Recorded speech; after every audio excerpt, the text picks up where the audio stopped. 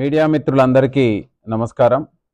మనకు ఈ నెల 15వ తారీఖు నాడు సూర్యాపేట రూరల్ పోలీస్ స్టేషన్ పరిధిలో పిల్లలమర్రి స్టేజ్ దగ్గర, పిల్లలమర్రి మన ఖమ్మం బైపాస్లో పిల్లలమర్రికి పోయే దగ్గరలో హైవే రోడ్ సైడు ఒక అనుమానాస్పద స్థితిలో ఉన్నటువంటి డెడ్ బాడీ ఒక సంచిలో గట్టి అక్కడ పక్కనే ఉన్న చిన్న కాలువలో పడవేసినారు అనేటువంటి ఇన్ఫర్మేషన్ రావడంతో ఇమీడియట్లీ సూర్యాపేట రూరల్ ఎస్ఐ గారు, సిఐ గారు, డిఎస్పి గారు and clues team, dog squad and నేను కూడా అక్కడికి విజిట్ చేయడం జరిగింది. అక్కడికి పోయి చూస్తే సుమారు 45 నుంచి 50 సంవత్సరాలు ఉన్నటువంటి వయసు ఉన్నటువంటి ఒక వ్యక్తిని ఎక్కడనో చంపి తీసుకొచ్చి మన ఏరియాలో పడవేసి, నేరస్థలంలో పడవేసి, ఆయన మీద ఆనవాళ్ళు దొరకకుండా యాసిడ్ తోటి డబ్బాలో తెచ్చుకున్న యాసిడ్ పోసి ఆ డబ్బాని పక్కనే వదిలేసి వెళ్ళినట్టు మనకు ప్రాథమికమైనటువంటి సమాచారం.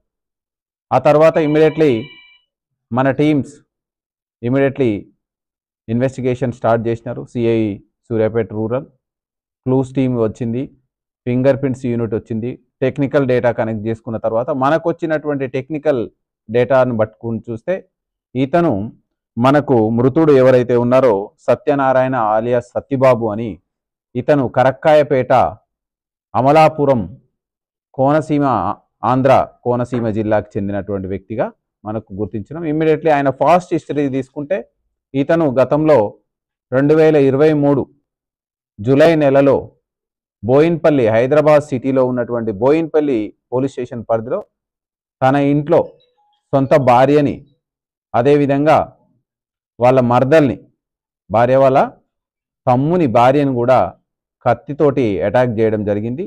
అందులో సొంత భార్య చనిపోగా అండ్ వాళ్ళ యొక్క బావమార్ది భార్య తీవ్రంగా గాయపడ్డది. దీని మీద బోయిన్పల్లి పోలీస్ స్టేషన్లో 302, 307 మిగతా సెక్షన్ల కింద కేసు నమోదయ్యింది. ఈ కేసు నమోదైన తర్వాత నుంచి అప్పటి నుంచి మనకు ఈ మృతుడు ఈ నెల 6వ తారీఖున జైలు నుంచి విడుదలయ్యేంత వరకు కూడా అతను విచారణ ఖైదీగా ఉండడం జరిగింది. దీనికి సంబంధించి ఇతను బయటకు వచ్చేదాన్ని తేదీలతో సహా గుర్తుపెట్టుకున్నటువంటి బంధువులు, సొంత బావమార్ది కిరణ్ అని ఎవరైతే ఇందులో మెయిన్ అక్యూజ్డ్ ఉన్నాడో అతను, అదేవిధంగా వాళ్ళకి ఫ్యామిలీ మెంబర్కి సంబంధించినటువంటి బంధువులు, అంటే ఈ యొక్క మృతుని యొక్క వదిన వాళ్ళ భర్త అండ్ కొడుకు అండ్ వాళ్ళ బిడ్డ అందరూ కలిసి ఇతన్ని ఎట్లనైనా ఎలిమినేట్ చేయాలనేటువంటి ఉమ్మడి పన్నాగం పన్నడం జరిగింది. మృతుడు 6వ తారీఖు నాడు జైలు నుంచి విడుదలైన తర్వాత ఇక్కడ ఉంటే నాకు ప్రాణహాని ఉందని చెప్పి ఇతను తన స్వగ్రామం కరక్కాయపేట, అమలాపురం ప్రాంతంలో కరక్కాయపేటకు వెళ్ళడం జరిగింది. అక్కడ A1 ఇంట్లో విశ్వనాథం అనేటువంటి ఒక వ్యక్తి అద్దెకుంటాడు. ఆ అద్దెకున్నటువంటి వ్యక్తి తోటి ఇతను మృతుడు నేను ఎలాగైనా ఈ యొక్క నేరస్తులు ఎవరైతే ఉన్నారో కిరణ్ అండ్ ఆయన బంధువులు వీళ్ళందరినీ కూడా నేను ఎట్లనైనా ఎలిమినేట్ చేస్తాను, వాళ్ళని చంపితే నాకు నా ప్రాణానికి ముప్పు ఉండదు అని చెప్పి అతను డిస్కస్ చేయడం జరిగింది. అదే విషయాన్ని ఈ విశ్వనాథం అనేటువంటి వ్యక్తి ఇందులో మనకు అక్యూజ్డ్గా ఉన్నాడు. అతను A1 తోటి డిస్కస్ చేయడం జరిగింది. ఈ విధంగా మాట్లాడుతున్నాడు, మీరు జాగ్రత్తగా ఉండండి, మీ ప్రాణాలకు ముప్పు ఉంది ఇతనితోటి అని చెప్పడం జరిగింది. సో ఇమ్మీడియట్లీ అలర్ట్ అయినటువంటి నేరస్తులందరూ 14వ తారీఖు నాడు ఇతనికి సికింద్రాబాద్ కోర్టు విచారణకి హాజరు కావాల్సి ఉంది. ఎలాగైనా అతను ఈ కోర్టుకు వస్తాడని చెప్పి మార్నింగ్ 8:30 నుంచే అతను వీళ్ళందరూ కూడా ఉమ్మడిగా 2 కార్లలో వెయిట్ చేయడం జరుగుతుంది.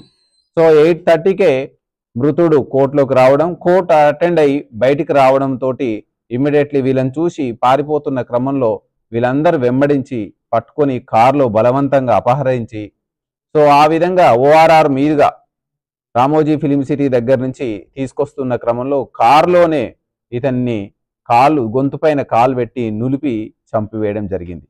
చంపివేస్తూ ఈ శవాన్ని ఎక్కడైనా మనం ఖచ్చితంగా దీన్ని డిస్పోజ్ చేయాలి, మనం ఎవరికి ఆనవాళ్ళు దొరకకుండా డిస్పోజ్ చేయాలనే పన్నాగంతో సర్వేశ్వరరావు అని వీళ్ళకు బంధువు ఉంటాడు. ఈ బంధువుకి చెప్పి క్యాన్లో యాసిడ్, ఆయనకు చిన్నపాటి ఇంజనీరింగ్ కంపెనీ ఉంది, అందులో యాసిడ్ విరివిరిగా ఉపయోగిస్తుంటారు. ఆ యాసిడ్ని క్యాన్లో తీసుకొని వచ్చి ఇక్కడ మనకు పిల్లలమర్రి స్టేజ్ దగ్గరలో ఖమ్మం బైపాస్లో ఇతన్ని పక్కకు రోడ్డు పక్కన పడేసి ఇతని మీద అతని ఆనవాళ్ళు దొరకకుండా యాసిడ్ పోసి అక్కడి నుంచి నేరుగా తప్పించుకొని పోవడం జరిగింది. మనకు మనం వీళ్ళ గురించి ప్రత్యేకమైన టీమ్స్ ఏర్పాటు చేసుకొని మనం వీళ్ళని అప్రహెండ్ చేసిన తర్వాత మనం మనదైన శైలిలో విచారణ చేస్తే వాళ్ళు ఈ యొక్క మొత్తం నేరం ఏ విధంగా జరిగింది, ఎలా చేసినాం అనేటువంటి కన్ఫెస్ చేయడం జరిగింది. వీళ్ళకు మెయిన్గా ఏంటంటే ఫ్యామిలీ మెంబర్స్ వీళ్ళంతా, వీళ్ళ సొంత A1 వాళ్ళ సొంత అక్కకు మృతుడు భర్త అవుతాడు.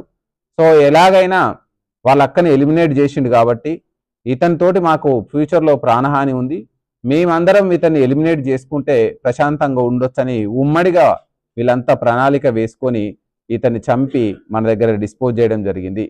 ఈ సందర్భంగా ఈ కేసులో అక్యూజులు ఎవరైతే ఉన్నారో వాళ్ళు ఉపయోగించినటువంటి 2 కార్లని, అదేవిధంగా వాళ్ళకు సంబంధించినటువంటి సెల్ ఫోన్లని, అదేవిధంగా నేరానికి ఉపయోగించిన తాడుని, అదేవిధంగా యాసిడ్ క్యాన్ని మనం సీజ్ చేయడం జరిగింది. ఈరోజు వీళ్ళందరినీ కూడా మనం జ్యుడిషియల్ రిమాండ్కి పంపడం జరుగుతుంది.